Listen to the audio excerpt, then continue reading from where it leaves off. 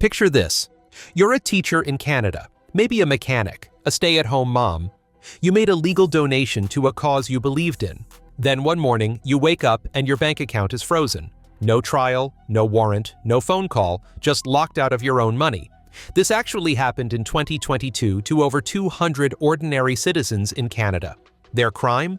Supporting the Freedom Convoy protests through completely legal donations on GoFundMe. The government didn't need to prove they did anything wrong. They just flipped a switch, and suddenly these people couldn't buy groceries, couldn't pay their mortgage, couldn't access their life savings. And here's what should terrify you. This wasn't some authoritarian regime halfway across the world. This was Canada, a Western democracy. And what made it possible was the exact same technology that governments around the world are rushing to implement right now. They're calling it digital ID, and it's being rolled out in your country as we speak. Most people have no idea this is even happening. When you hear digital ID, you probably think it's just a picture of your driver's license saved on your phone, something convenient, something harmless. But that's not what this is at all. A digital ID is a complete electronic identity system that verifies who you are using biometric data, things like your facial recognition, your fingerprints, even your iris scans. It's built into an app on your phone, and inside that app is every piece of your personal information verified by the government. Now here's where it gets dark. In China, they launched their national digital ID this summer, and they didn't just digitize people's IDs. They connected it directly to their social credit system. That means your digital ID isn't just proof of who you are anymore. It's connected to your financial history, your travel rights, your online activity, everything you say and do. If the government doesn't like what you're posting on social media, or what you're buying, or where you're going, they can instantly restrict your ability to travel, to make purchases, or to access basic services. There were reports of elderly people in China who were denied food because their fingerprint scanners stopped working. Think about that. If the system doesn't recognize you, you don't eat. That's not science fiction. That's happening right now. Here's what almost nobody is talking about. This is being implemented everywhere at the exact same time. In the United Kingdom, their government just announced they're making digital ID mandatory for anyone who wants to work. You heard that right. You will not be able to get a job in the UK without a digital ID. The Prime Minister was crystal clear. You must have mandatory digital ID in order to work. In Europe, they passed a law last year requiring all member countries to roll out a national digital ID wallet by 2026. That's next year. Every single person in Europe will have access to one government-backed app that can log you into your bank, pay your taxes, rent a bike, everything. Here in the United States, at least 25 states have already launched digital driver's license programs. Another 20 are working on them right now. Companies like Uber and Amazon are already accepting them. And under the previous administration, President Biden issued an executive order for federal adoption of these systems. Globally, the number of national digital ID programs has doubled in just the last decade. Today, over 100 countries either have one or are building one right now. The United Nations has made it one of their official goals: legal identity for all by 2030. And who's funding all of this? The World Economic Forum and the World Bank. This isn't some distant future scenario. This is happening right now, and it's being done quietly, without public debate, without trending on the news, without anyone asking you if this is what you want. Once your entire identity is digital, whoever controls that ID controls three massive areas of power over your life. First, government power. We already saw this in Canada, but it's happening elsewhere too. In Georgia earlier this year, the government froze bank accounts of lawyers and NGOs who were providing legal aid to protesters. Their crime? Offering support to people exercising their right to protest. With one click, the government silenced them by cutting off their money. Under existing anti-money laundering laws, banks can freeze accounts they suspect have unusual activity. But who decides what's unusual? Buying Bitcoin? Donating to a protest? Participating in a boycott of a company the government wants to protect?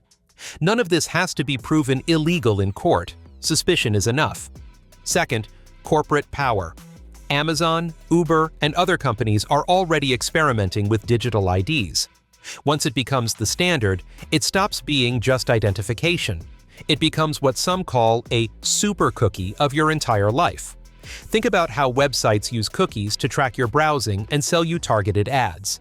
Now apply that to your complete identity. This opens the door to dynamic pricing on steroids. Here's how it works. Imagine your digital ID shows you just got off a 10-hour flight. The system knows where you've been, it knows your wallet balance, it knows you're hungry and stressed. So the algorithm decides you'll probably pay more, and suddenly your sandwich costs $25 instead of $12.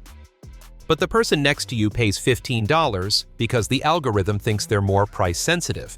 Airlines already do this with tickets. Imagine if your digital ID showed you searched for Taylor Swift tickets 5 times this week. The algorithm knows you're desperate, so your price gets pushed higher than someone else's. Or think about car insurance. With digital ID, companies could see your exact driving history, your Uber logs, where you hang out, all based on the system's ability to track exactly where you are and where you've been. You don't get to negotiate because the system already knows too much about you. Third, surveillance and security. Some digital driver's license apps in the US already have what's called a phone home feature. Every time you use your ID at a bar, an airport, or a hotel, it pings a government database. The government now has a time-stamped log of everywhere you go and everything you do in real time. Add central bank digital currencies on top of that, which are already being tested, and it's not hard to imagine programmable money tied to your biometrics. Dollars that stop working at certain stores. Dollars that expire after a certain date, all at the government's discretion. Alaska just launched something called the My Alaska app for digital IDs and digital currencies. Why start with Alaska? Because it only has 740,000 people. It's the perfect testing ground. You couldn't implement this in Los Angeles with 4 million people right away, but you can perfect the system in a smaller state first. Here's what people don't understand about these systems. They're planning to integrate AI that acts on your behalf.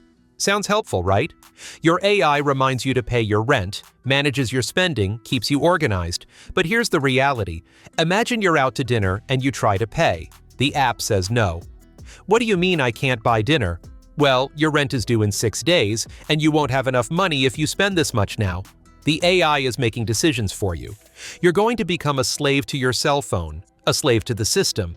And it's not just about spending. With biometric authentication, your face, your fingerprint, your palm print becomes your key to everything. What used to be private becomes tracked. You can't mail a payment anonymously anymore. Everything is done online, everything is recorded, everything is monitored. The Office of the Comptroller of the Currency just quietly approved digital payment platforms where banks don't handle the money directly. They just authorize payments through these digital systems. This was done without fanfare, without debate, at the exact same time Alaska launched their pilot program. That should terrify you. Nobody wants to be tracked constantly. Even in the best relationship, you don't want your spouse knowing every single purchase you make, every place you go. But that's exactly what this system creates. Total transparency, total control, zero privacy. If you ask governments why they're pushing digital ID so hard, they won't tell you it's about control or surveillance. They'll sell you on convenience, security, and inclusion. They'll say digital IDs prevent fraud because identity theft costs billions every year and paper documents are easy to fake. They'll tell you that biometrics and encryption make digital IDs harder to steal. They'll say almost 1 billion people in the world don't have any legal ID, and without ID, these people can't open bank accounts, can't vote, can't access government benefits. They'll promise efficiency, no more waiting in line at the DMV, no more mailing forms. Estonia handles 99% of public services completely digitally and claims it saves them 2% of GDP every year. The European Union says once their digital ID wallet is live, you'll be able to travel across countries, pay taxes, even rent a bike with the same app. The United Nations calls it the key to sustainable development. So on paper, it sounds innocent. But here's the question nobody's answering. If the current system already works for preventing fraud and illegal immigration, why do we need this extra layer of identification? In the UK, when politicians were asked this directly, they had no good answer. If employers aren't asking for current credentials like national insurance numbers, what makes anyone think a digital ID will change that? The truth is, If they're pushing this hard for something, it's not for the reasons they're telling you. There's been no real public debate about this. It's not trending on the news. Congress isn't discussing it openly. That alone should make you suspicious. Every time there's a crisis, governments expand their power, and that power never goes away.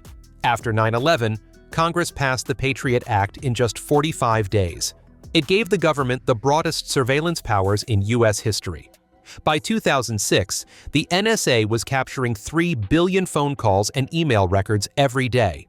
The Transportation Security Administration went from 0 employees to 65,000 in less than a year. Between 2001 and 2011, the number of surveillance cameras in London more than tripled. What started as an emergency response became permanent infrastructure. During the pandemic, we saw this happen again at terrifying speed. In the UK, police issued over 85,000 fines for things like sitting in a park or walking too far from home. Australia deployed 26,000 military personnel for public health compliance. In Melbourne alone, police arrested more than 20,000 people for breaking curfew. France required citizens to carry printed travel certificates for every trip outside their home. In the United States, over 23 million jobs were classified as non-essential. Churches were closed in 31 states, while liquor stores stayed open. Facebook and Twitter removed or flagged over 100 million posts. YouTube took down over 1 million videos. Google logged 2 trillion location updates per day and shared mobility reports with governments. Can you imagine if digital IDs and programmable money had existed during that time? The level of control would have been absolute. And here's the thing. Smart people believed really dumb things during these crises. Remember when the government told an entire generation to fear fat and eat more sugar? That was the food pyramid, and it was a disaster that probably shortened human life expectancy.